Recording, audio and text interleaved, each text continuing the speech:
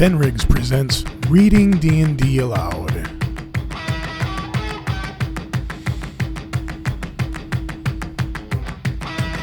Episode 70.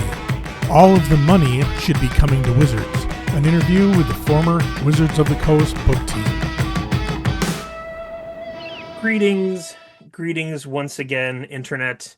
Welcome to a podcast that currently has no name, but it is a podcast of tabletop role-playing game discussions.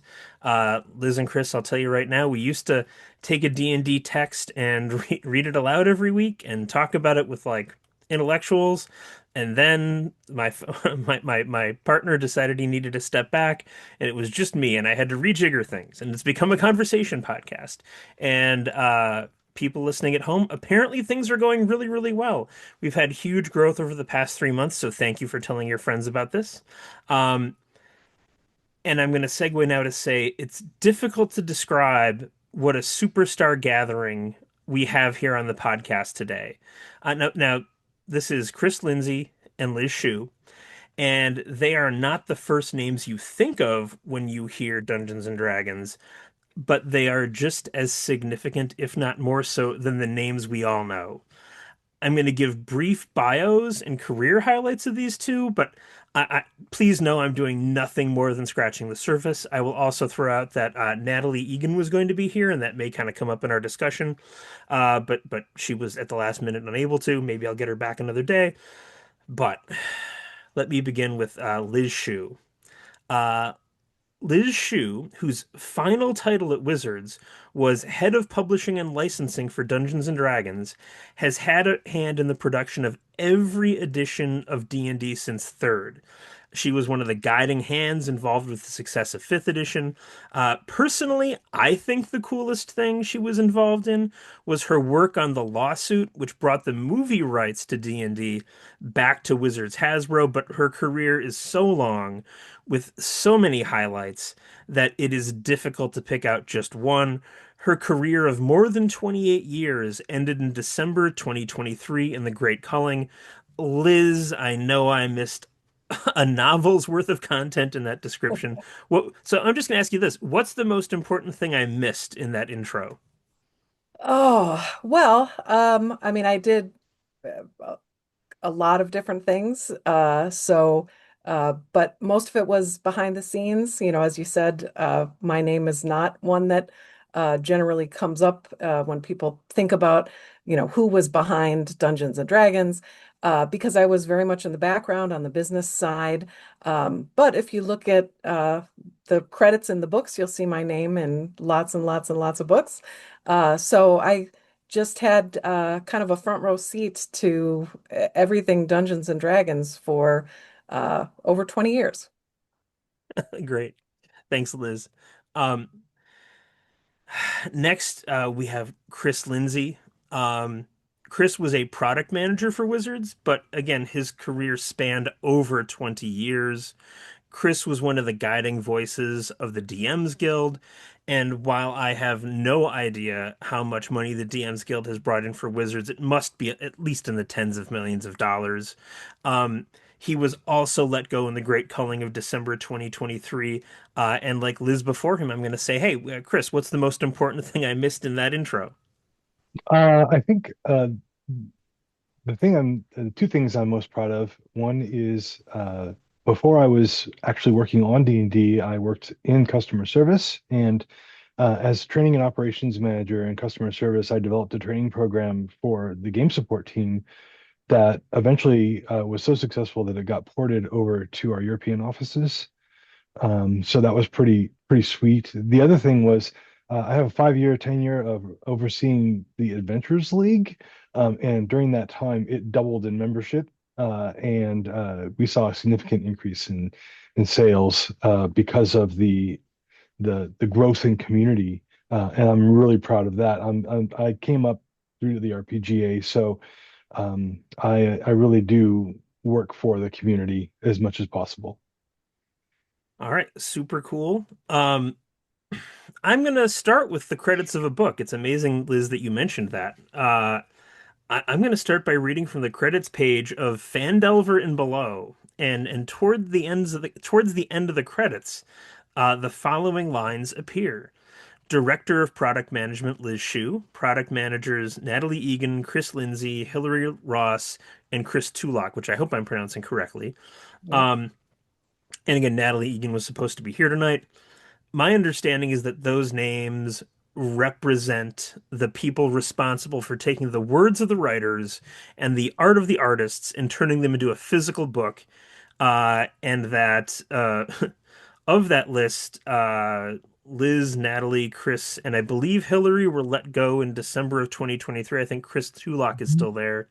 Um, but before we kind of get into the drama of all that, I want to start this conversation by just asking you two to explain to the audience exactly how would you go about bringing a game book to market at Wizards? Go ahead, Liz. Well, uh, I mean, I think, as you said, the writers write words, the artists make beautiful art. It gets laid out by a really talented team that actually puts it all together. Where the product management team really got involved was working with the print buyers, working with the schedulers to make sure that the art and the words got laid out in time, the files were ready to be handed off to the printer, making sure that the printer was going to deliver the books in time to get out to distributors so that they could get to retailers. So a lot of it was really uh, pretty intensive scheduling, but it was also making sure that it was kind of a last stop. Is this product uh, something that the players want? And I think that that's something Chris mentioned, his involvement, deep involvement with the community. He was a really important voice for looking at what was being put together into the product and just sort of a last stop. Hey, does this meet the needs of the community? Is this going to delight players? And I think that that was a really important part of the product management team, and one that, I know for sure Chris took really seriously, reading everything well ahead of its final form and making suggestions and having conversations, meeting regularly with the team about, what that content would end up looking like. But once it was all laid out and handed off to the printer, that's where our role kind of shifted to working with the sales team, working with the marketing team, making sure that the products that we knew were going to be delightful to the community could actually reach the stores. So we worked with a wide variety of distribution partners and with our internal sales team, with the external sales teams of core hobby distributors, of our book channel distributor, Random House, to make sure that they knew what was in the books, that they were excited about the products, and that they could then turn around and get retailers excited. So it was really kind of a chain of delivering both the information, but also making sure that everyone in that chain understood why this product was important, why it was going to sell, and why people wanted to buy it. So that was really so much of that communication flowed through our team. And I think that that's another reason why it was so important for the people on the team to be really very aware of what was in the product. So I know Chris and Natalie and Hillary worked really closely with the marketing teams to develop messages and make sure that those messages were actually true to what the product was, but also true to what the community was looking for. So I don't know, that probably scratches the surface. Chris, you probably have stuff to add to that. Only just a little bit. Actually, that was pretty good. The only thing I would add is that it was kind of our place. And Liz mentioned this briefly, that to look at the product and make sure that it does what it needs to do in order to be an awesome product, right? So when a product was being realized and going through its development phases, whenever necessary, and it wasn't terribly often, to be perfectly honest, but occasionally something would come across and you would need to essentially challenge those creatives and say, hey, I'm not sure that you're hitting the right note here. I'm not sure that this is going to be the thing that people really enjoy. And then asking them to think about what it is that they're developing and to perhaps rethink the either the tack that they're taking or go over the entire product altogether. I mean, part of the job was going through and studying reams of consumer data that came in, and there's a fantastic team of folks at Wizards that um headed up by like Ken Lemstrom and some other folks that did a great job of pulling in data that we needed to study in order to understand, what the customer was asking for, and then deliver that information in its most simple yet unadulterated form to the creative team so they knew.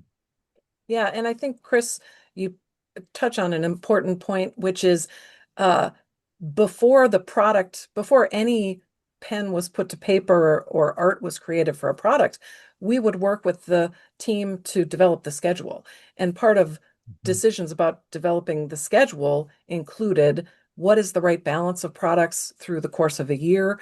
Are we serving all of the needs of players and dungeon masters? Are we uh, are the products coming out in a good amount of time so that Mhm. people have time to play them before the next one comes on? And I think that that was really a big part of the fifth edition planning, was slowing down the flow of product, Yep. both so that the products could be even more handcrafted and really developed in a way that ensured that they were fantastic products, but also making sure that the community had a chance to play things before the next thing came out. And so we would work with the broader team on, what is the theme for the year, and what are the products that help promote that theme, and make sure that the pacing was correct, because the pacing of product releases, it doesn't just impact the consumer, it impacts the distributors and the retailers too. So we had to understand things like, open to buy dollars, and working a schedule that made sense with other Wizards products. So for instance, Mhm. it was important for us to understand when a Magic release was happening, because we didn't want to have a Dungeons and Dragons release on top of a Magic release. We wanted it to happen after, sorry, my watch is dinging. We wanted a D&D product ideally to come out about a month after a big Magic release, because that's when cash was flowing at retail and they had the money to buy the next D&D product. So there was a lot of uh, massaging of schedules and working with even, the other product teams at Wizards to make sure that we weren't stepping on each other. And because Magic was so much bigger money wise than D&D, we had to make sure that we weren't going to get stepped on by Magic. Wow. Um, I have a lot of specific questions, but I'll ask just to start. Chris, is there anything you want to talk about or add to that? No, not too terribly much. I'll also say part of that scheduling is also saving creative team from themselves Yes. and bottlenecks and so forth, making sure the work can actually get done so that the releases can happen. But yeah, otherwise that was great. Yeah, the other unsung team at Wizards is the team of producers who actually build the schedules, and they are the ones who really make sure that uh, there's only so many hours in a day, and there's only so many people, and if you're not careful, if you don't have a skilled person who's building the schedules, you suddenly realize you have all of these bottlenecks where either a designer or a graphic designer or a game designer or a writer or an editor has too much work hitting their plate all at once. So you really have to kind of massage the schedules and make sure that people have time to work on the product at the time that it needs to be worked on. And that is way more complex than I think I would have ever imagined before I witnessed all of the horse trading essentially that happens at times where you get in a room with people and you say, hey, we can't hit this date on this product unless we move a date on another product. So there's a lot of that, and the team I think was really, really good at collaborating on trying to solve for those pileups that would happen if we weren't careful. Wow. This is, I think exactly what I was looking for the first part of this conversation, just to give people kind of uh, what a collar's eye view of what goes on in the day to day of producing D&D at Wizards. I guess I'm going to follow up there with Chris. What was it like working with the D&D creatives and challenging creatives? Well, it was, I won't lie. There were days when they were very fun people to work with, and then there were days when they were not. I mean, whenever you're in a creative role, right, you put yourself into what it is that you're building.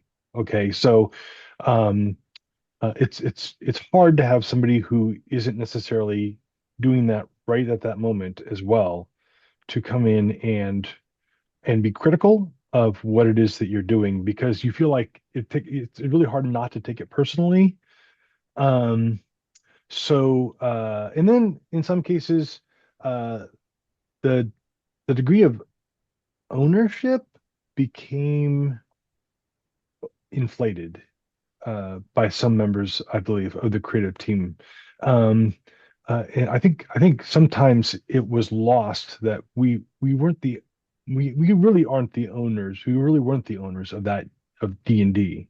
We're just the stewards of D&D. We're there to guide it along, and and legalities aside, at the end of the day, the fans are the owners. The fans will always be the owners. They know that they can play this game without us, and they will. Right? We knew that homebrew was king, and and the rules were only partially necessary. So um, creators needed some help sometimes putting that in a little bit in perspective for themselves. Uh, Well, and yeah. I think it was a really delicate balance of there was a lot of diplomacy required for the product managers because the product manager role interacts with so many different parts, not only of the D&D team, but of the larger Wizards team. So there was a lot of uh, problem solving and a lot of uh, uh, diplomacy, I guess is the best word to describe, having to uh, make sure.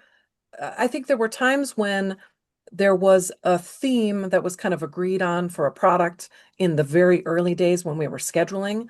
And then a product would kind of maybe take a life of its own as it was getting written. And then sometimes we'd have to kind of rein it back in, bring it back to what it was supposed to be, because due to creativity and ideas that came up outside of meeting rooms, something might have changed, and we would have to meet regularly with the team to make sure that it didn't spin too far out of control. And I don't mean out of control in a bad way, but too far from where we had all agreed this was going to be the best product at the right time. And Chris mentioned market research earlier. We did Mhm. heavily rely on market research and consumer insights to really make sure we were delivering what people wanted. And so you have to build in those checks and balances to make sure that the creative was staying true to what we had all agreed to. Yep. Yep. Wow. Again, there's so many places we could go. Um, I guess I'll ask any specific examples of a product that had to be reined in. Oh yeah. Um, one in particular that comes to mind is um, Baldur's Gate Descent into Avernus went completely off the rails. And Part of this is because uh, they put a, I don't know what their title officially was, but the original creative in charge of that product didn't have necessarily the experience they needed to lead a product of that scope or type. And their expertise clearly lied in storytelling and developing rich uh, worlds and so forth. But the actual structure of adventure writing and the technical aspects of that were very challenging for them. And unfortunately, due to again the constraints of schedule and people's time and everything, they did not receive the mentorship that they needed from their senior creators at that time. So there was a point in the creation of that product. I remember specifically when they had to the senior creators had to pull it completely back from the original lead. And I remember that, I mean, one of the weird things that I am able to do is because I've also worked creatively on the products, I can jump in and roll up my sleeves and get involved with the actual work of creating the thing. I remember spending hours at that point completely restructuring the adventure from the point that heroes leave Baldur's Gate through the time they meet Zariel, and all of the little trees that possibilities that could take, and diagramming that out and putting it into a very tangible form so that they could give it to other designers, to junior designers and so forth, and have them design to those specs.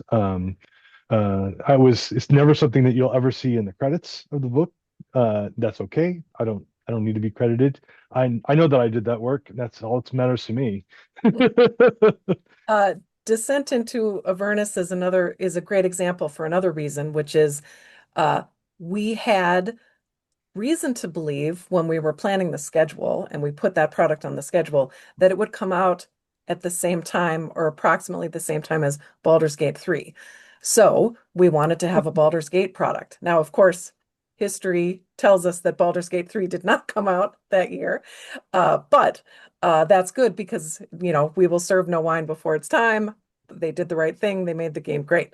Oh yeah. But we thought that we were going to release Descent into Avernus around the same time as Baldur's Gate 3. When the first drafts came through of the product, there was like no Baldur's Gate in it. I think that was one of the things that we had to go back and say, wait, it has to have some Baldur's Gate. We got to figure out how to get Baldur's Gate into this product, which was part of, what ultimately, of course, happened. But that's a good example for a number of reasons of where just sort of making sure that we're all still marching in the same direction. Wow. Um, I guess since we're this deep into the weeds, I'll ask, and I honestly don't recall the answer to this, but were either of you involved in I think it was called Project Omelet? Yes. No. Can Well, I know what you speak of. can can you tell the story of Project Omelet as you saw it? Because again, it just seems like such an interesting story. And listeners, I'll tell you right now, this is a product that did not come out. That when I heard the story of it, I was like, "Oh, I that would have been awesome." And again, my understanding is, well, I'll let you tell the story. I'm going to stop talking and just whatever Liz says is the way it is. Well, so I'll back up from Project Omelet a bit to talk about the Essentials Kit, which is a really great product. And Mhm. it did something that I think no box product had done up until that point quite as well, which was give people a really great introductory experience, short adventures, a lot of uh, gave the dungeon master a lot of ability to kind of, decide what kind of game to run. It gave the players some choice, some options. So the Essentials Kit did really well in the market. It had some cool components. It was really a great product. So we said, let's follow up. Let's do another Essentials Kit type product that has some of the same elements to it, particularly the There are a lot of short adventures, and you can choose and pick wherever you want to start. You don't, it's not a linear set of adventures. You can do the third adventure first and then the sixth adventure and then go back to the first, and it doesn't matter because they're all thematically tied.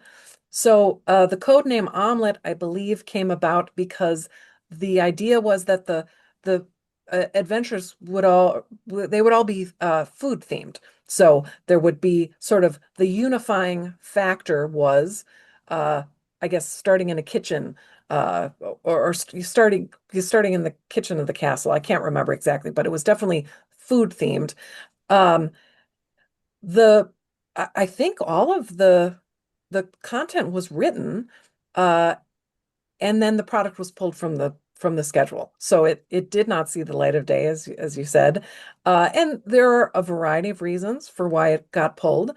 Um, I'll say that one of them is that boxed products, especially that are geared toward mass market retailers, the Essentials Kit was really created to meet the needs that a retailer like Target had.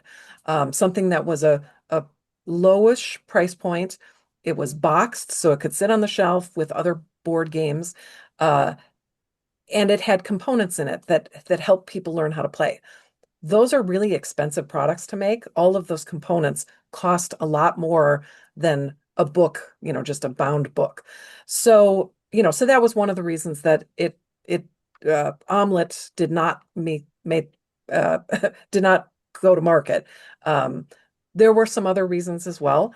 There was a change in the guard at that time over the creative team, and that product was not uh, exciting for the team at that point. So it got backburnered, and um, it it may have had some creative challenges with it as well. It wasn't complete. It wasn't like ready to go to the printer or anything like that. But it for a variety of different reasons it got pulled off the schedule. So, feel free to not answer this or answer it in a way that will not bring legal action from Wizards upon you. But you both talked about consumer data and audience insights. Is there any consumer data or audience insight that you can share that would surprise us? But again, I realize that may be like the definition of a trade secret. So if it is, just don't answer it. Well, I think the thing that was most surprising at the time, and I have no insight into, any of that data now, but this has been widely talked about, so I don't think it's a trade secret, is that an increasing number of women were playing the game. Women and girls, when I first started working on D&D, it was like 98% male. Like all of our market research came back saying that it was almost entirely a male player base. Now we also knew, just you could look around the room and go, well, it's not 98% male. And I think everyone could anecdotally say, yeah, I play with women at home. But it was very much considered a boys club, men only, boys and men. uh, Fifth edition brought so many women and girls to the game. And so that at that time, I think that was a consumer insight that was driving, let's have shorter game sessions. Let's create a product that is quicker to play, easier to run, has components that help people learn how to play, and just feels a little bit more like a board game and a little bit less like a stack of textbooks on the table. So I think that's what the Essentials Kit did well, and I think that's why we wanted to follow it up with another product. So that's how the consumer insights influenced the getting that product on the schedule. So let me ask this then. Um, you know, are there good times from your era working at Wizards that either of you would like to talk about? It's intentionally broad. Like, what is a good time or a good memory that you would like to discuss from your time working there? Oh, I can remember um, when, so in 2012, I've been on the D&D team for 2 years. that point, and they had begun designing fifth edition. Um, and Mike Merles was leading that team at the time, and they sat down and they played every version of the game that had ever existed, and they pulled the best, really the best of the best out of each one of those. And when they came to starting internal play testing, um, and I sat down at a table to play it, it felt like coming home when I played the fifth edition, and in that feeling, like um, was sustained throughout the life of the game. It just I felt like, and it's not. I'm not trying to put down anybody who worked on like the prior edition, um, because clearly a lot of work went into that as well. But it didn't feel like D&D, and it didn't feel like the D&D I grew up with.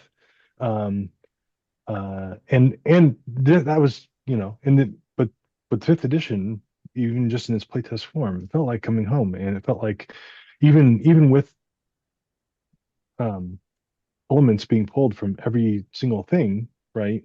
Even, first, second, third, fourth edition, right? They're all hidden in there really well. It was D&D again, and that was a really good time. Yeah, I will extend that further because I think in that uh, when fifth edition launched, there was a palpable sense that a palpable sense of excitement that this version of the game was really going to appeal to people, not just because there was so much internal confidence about it, but because we had done that massive public play test, so we knew people liked it. So it was really exciting to launch a game knowing that people were excited to have it, had played it already, had already had a sense of ownership, having participated in that play test and given tons of feedback. I know, Chris, you slogged through tons of that feedback, and many members of the team did, to Yeah, really make there's a sure lot of us. that the new edition was on the right track, on something that was really going to appeal to people. And I think that excitement and that energy just grew as we released fifth edition products, and people were playing it. The sales were trending up after a really pretty grim period. The sort of, I would say, like 2009 to 2012 was kind of a grim period because fourth edition was not performing the way we wanted it to. And we knew that we needed to do something. And so once fifth edition launched and that energy started building and people were excited in the building and outside of the building, and then I think something that really made a huge difference was the consolidation of multiple different teams into a single D&D studio. And when Yes. that happened, I think there was such a sense of camaraderie among a team of people that we were all tasked with doing the same thing, which was put out great products. And prior to that, there was an R&D team that was under a vice president, and there was a brand team that was under another vice president, and there was a production team that was under a third vice president. And that was both inefficient. It led to conflicting goals sometimes, and it was not uh, it was wasteful because we were working like on the brand, because at the time Chris and I were on the D&D brand team. uh we would sometimes disagree with the decisions that were being made on the R&D team, but because we were in different silos, we rolled up to different leadership, that there you could kind of get your like sort of grind things to a halt. The production team that was under a third vice president, they had conflicting goals, and they would get pulled off on onto other products. They weren't dedicated to Dungeons and Dragons, even if in their hearts, many of them were.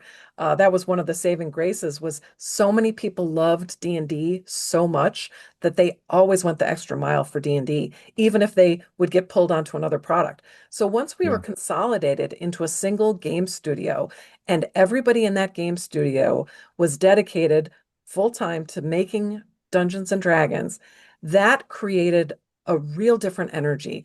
And I think that was one of the most exciting times. I think things were so productive. We were really the team gelled so well. And this was kind of a funny time that so they were shifting people around in the building and they were redoing the furniture in the building. So they had to clear out entire areas so they could rip out the old furniture and put in new furniture, new cubes and tables and everything. And so we were moved to a temporary space, which was really just a giant room. And we all were at tables. We didn't even have desks. We were at tables. And at first it was like, oh, this is going to be terrible. This is going to suck. It's, you can't concentrate. But it ended up being kind of fun because we were all just literally like joking around in this room with no walls, no cubicle dividers, nothing.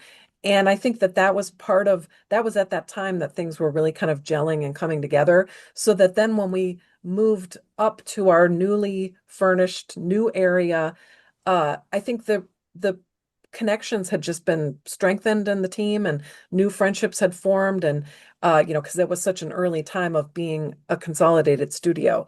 So that to me was a really exciting time on the team, both because of the success we were seeing and just we were seeing sales take off. But we were also as a team, I think, just working so well together. Yeah, I would agree with that. It was a real field of dreams moment, right? Not just building the product, but building the team, building Mhm. the group of people who became a lot like a family, really inside the building, and we all kind of came together to make that. Uh, it was it was a wonder to behold. I don't think there was anything like that before that with D&D. Yeah, and in So fact, at that time, a lot of people on other teams wanted to be on the D&D team. And we would have mm, people sort of go, "Oh, hey, how can I get on your team? Like what, are you going to have any openings?" And, and part of it was definitely because they loved the product, but a part of it was also, I think, from the outside, people were seeing this really cohesive team gel together and they thought, "Yeah, I want to be a part of that. That's really awesome." And I think at the same time, I will give huge props to Nathan Stewart, who he said, we need t-shirts and we need stickers and we need, pens and he just started swagging out the team. And that was something that we hadn't done before. Like we hadn't like seen, I think Nathan saw the importance of internal PR as much as external PR. And that got people really excited. All of a sudden, we had like all of these t-shirt designs and everybody was wearing D&D t-shirts every day. And people from other teams were coming and going, "Hey, could I get one of those sweatshirts? Could I get a t-shirt? Could I get, and so we were just like handing out cool D&D swag because suddenly it was like that was the cool thing was to have your D&D t-shirt even if you weren't on the team. the best part was when they put the giant ampersand sign. When you come in the door to the area, there's a giant ampersand that was like its own thing, and there was like a neon light or something behind it. It was like the shrine Yeah, it was like to D&D, and it was like, whoa, you come in and it you were was in the area. yeah, it was like laser cut out of metal and it was backlit and it just you knew. And that was another thing that Nathan said. I want when people walk into the D&D area, I want them to see not only cool graphics, we put giant posters of the covers of the books on the walls, and we had glass cases that were filled with like product from all the way going back to the very earliest days of D&D, just sort of almost like a, a museum piece. We had big jars of D20s sitting out, like glass jars of D20s, like gumballs, and just all this kind of cool stuff. So you knew you were in the home of Dungeons and Dragons. And then we started inviting people to come visit. Like, if somebody was in town, who we were, involved with either because they were an artist or a writer, uh, we would say, come to the office, and we would have big lunches. We had a giant area where we could have team lunches, and we would have team lunch, I think, like every Thursday or something. Hmm. And Yeah, it was awesome. anytime there was a visitor in town, we would have a giant team lunch. And it really created that sense of team, that sense of we're all working toward the same thing, and we're all doing something that's really important, and it's really fun.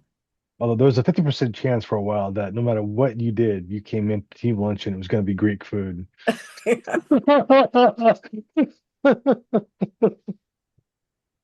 I feel like one thing I should add in here to just give context for the listeners is um, within Wizards, Dungeons and Dragons was often seen as the adopted child, the one that isn't doing as well, the less profitable franchise. So I would assume that to have a moment where D&D was ascendant was very meaningful. Is that accurate? Oh yeah. Yeah, Yeah, definitely.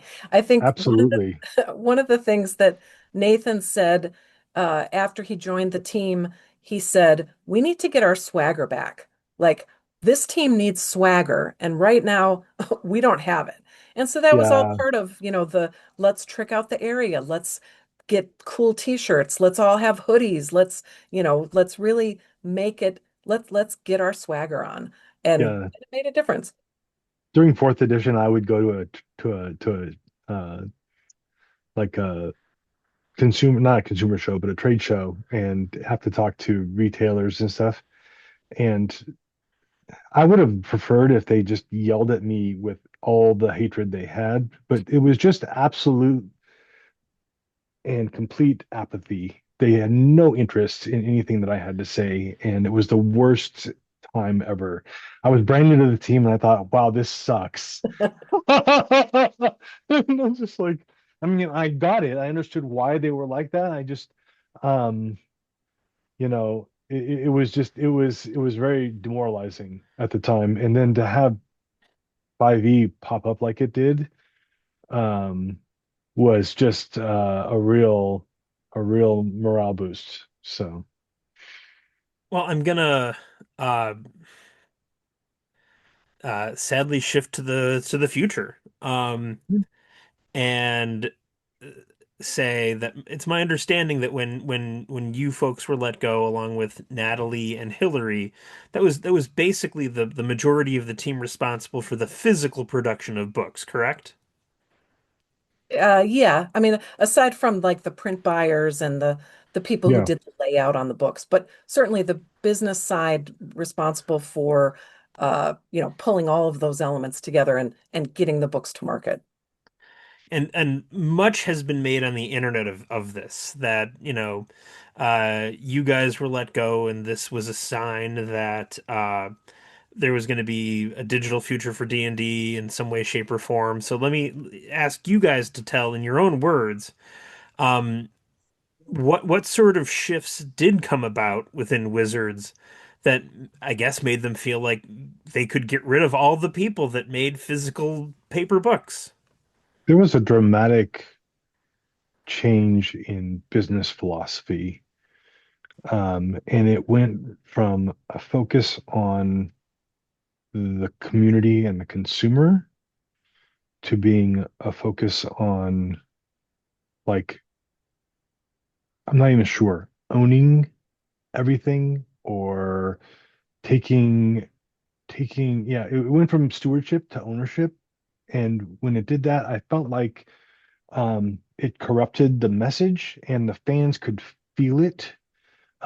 We withdrew back into the building, and we weren't out there to be a part of a community that we had built up to that point, right? It was disheartening to watch the folks that had come in, the new leadership that came into the building, really um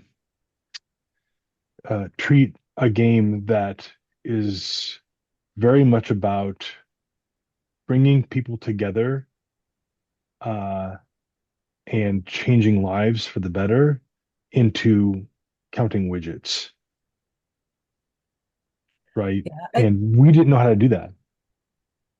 I think there was much made in the community when Cynthia Williams said that we were under monetizing D&D players, uh, because that's not what our focus had been. I mean, of course, knew we needed to make money, we needed to deliver profit, but I think the team's goal was much more around giving people the best play experiences we could possibly give them, and that was what was going to keep the money rolling, was if we provided great experiences, not just through the product but even through things like D&D live events, and partnering with external groups like Critical Role to just make D&D fun and give people great experiences. That philosophy change that became much more about uh, very granular financial data, and it was a real shift that ended up in Cynthia's public statement that we were under monetizing fans. And I think that that shift, I mean, that's, I think, Chris, what you're talking about, that it it was such an internal shift. And when that was actually stated externally, the community wasn't so happy to hear that. Strangely enough, yeah, they didn't want to hear that they weren't paying enough money for the thing that they would love to, and that, despite the fact that they were spending, literally hundreds or thousands of dollars a year, even if it wasn't just with us, they would buy the books, right? And even if we only had a couple, three releases a year, that's still $150, right, or so. And then they would go out and they would buy everything else that had to do with D&D and support that economy. They would engage with us at shows, um, and that community that, like, for example, the D&D Adventures League community, without getting into actual numbers, the amount that a fan who engaged regularly with Adventures League spent over what a fan who did not spent is staggeringly high, much greater. And it was just because we, like I said before, it was a Field of Dreams experience. We built it and they showed up to play with us. Right? It's like going to Disneyland. You go to Disneyland, nobody goes to Disneyland expecting they're not going to spend any money at Disneyland. You go to Disneyland and you whip out the credit cards if you have to. Last time I went to Disneyland, I bought a lightsaber that I hadn't expected I was going to buy. And it was way more money than I would have done if I was sitting at home looking at the internet. But I was at Disneyland and I needed something to commemorate that experience. It was awesome. So it was the same, that was where we were, and then we fell from there. So And again, for listeners, I'll throw in here that, you can see how the OGL scandal fits into all of this. And I'll tell listeners the reason I'm not asking you guys much about the OGL, well, I'm not going to ask you anything about the OGL scandal, is because neither of you were responsible for it, and you were both roadkill, as far as I know, right? yeah, pretty much. Yeah, we were not involved, Yeah, despite the fact that we had gone through this OGL thing already several times and had developed our own expertise outside of actually being lawyers. We were never looped into that. I think it was really a function of new management that came in and that had no experience dealing with fan communities and no understanding that it was a relationship between the the company and the players, the company and the fans. And when you disrespect that relationship, you're going to get blowback. And I think that that was a function of people who took over, who didn't didn't understand that dynamic and didn't understand how important it was to have a positive relationship with the fans. Yeah. think at the time, Liz and I were like the party rogue. We had evasion and we made our deck save. It did not hit us. So, in interest, I mean, let me know if I have the timeline wrong here, but at about the same time that it was decided that D&D needed to make more money, they ended the D&D studio, correct? Well, I'm not sure which D&D studio you're referring to. The I would say the Nathan Stewart iteration. Yeah, so Nathan moved off of Dungeons and Dragons and he was working on Magic. He had a dual role for a while.